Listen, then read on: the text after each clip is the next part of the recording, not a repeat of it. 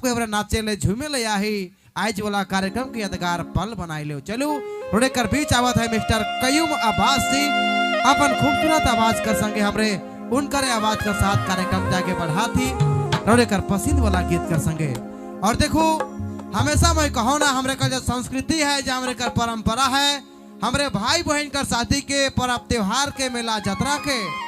बड़ा सुंदर से मनाइला ढोल नगाड़ा कर संगे मांदर के बजाइला झूमिला और नाचिला खुशी के मनाइला वह सिलसिला यह दौर रोडे कर बीट शुरुआत करती भाई कयूम अब्बास कर आवाज कर संगे। आग्रह है कयूम भाई अपने आए जो मंच में और कयूम जी के बाद हमरे डांस वाला कार्यक्रम बटे जा सारिका नायक जी के लगा आवाज रोडे कर पसंद वाला डांस कर सा सबकर अलग अलग पसंद है कोई गीत सुने चाहे ना तो कोई डांस देखे चाहे ना रोडे कर हर पसंद हर फरमाइश रोडे कर साथ हमरे कर शामिल। चलो एखन लगा थी आवाज एक बार कयूम आवाज से रोडे कर पसंद वाला गीत कर संगे। और बहुत सारा पीछे देखा थी हम बड़ा सुंदर से नाचा थे हमरे कर भाई मन बहन मन माय मन ऐसने एंजॉय करते रहो कारण कि हमरे कर संस्कृति अलग है हमरे कर पहचान अलग है कर परंपरा अलग है। आग्रह है भाई रौरे आई जो मन से अपन खूबसूरत आवाज कर संगे कयूम आवाज सी।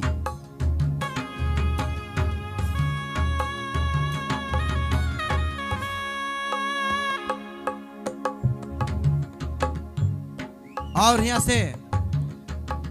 कई मवासी आवत है मंच में कर पसंद वाला गीत कर साथ कुछ ऐसा गीत बटे हमरे जाति जकर बेसब्री से इंतजार रहे कयूम भाई।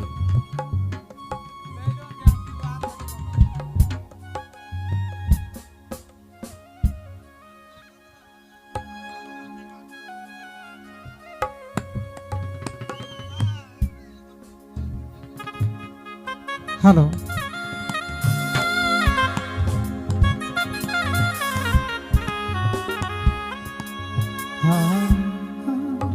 चलू सबसे पहले जितना भी आवल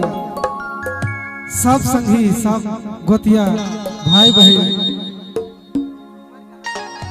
सब के तहे दिल से झारखंडी जोहार है।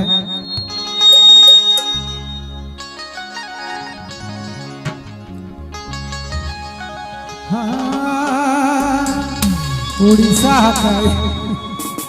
अरे चलू फरमाइशी तो बहुत है धीरे धीरे सब फरमाइशी पूरा होता है।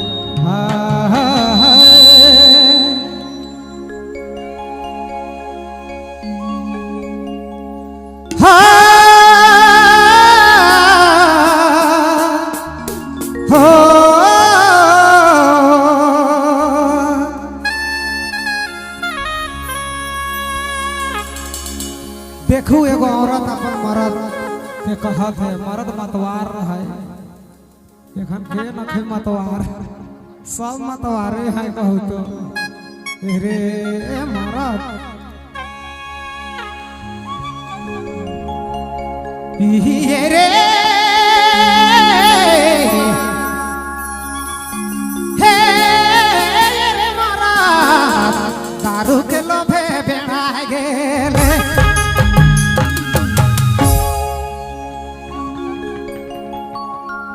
छुआ पुता के घर से कूदा देले घर से कूदा देले दारू के लोभे बेड़ा दारू के लोभे बेड़ा गेले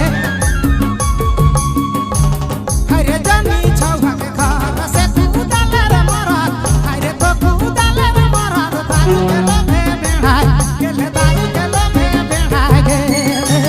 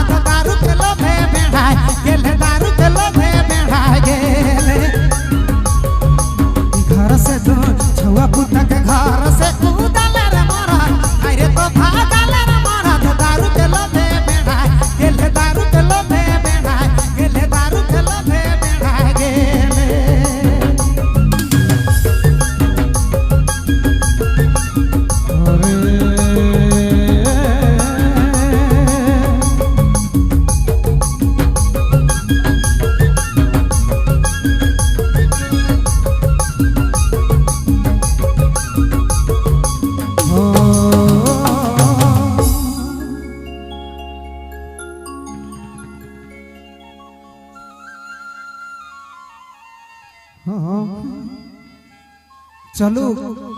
फरमाइश रहे के झूमर हो